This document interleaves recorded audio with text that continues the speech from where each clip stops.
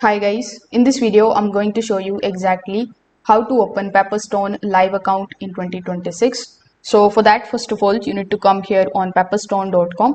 Afterwards, you just have to create your account here if you haven't already. You can do that very easily by providing your email address or your Google account. Now, when you create your account, you are going to see this type of section in front of you where you will be shown this tab that says upgrade to live. Now over here, you will be shown the live account of yours as well as the demo account if you have or if you want to create one.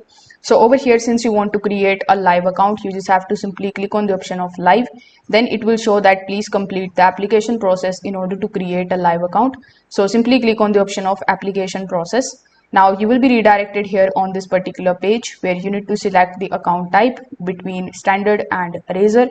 After that, you need to select your desirable leverage. Then select your currency, which can be USDT, and bunch of other different currencies are available here. But for this video, I'm going to select as USD. Now you just have to simply click on the option of continue in the bottom, and then on the next page, you will be asked to provide some of your income and employment related details. So you need to provide all of these details like what is your employment type, what is your annual income, what is your primary source of trading funds, and bunch of other things.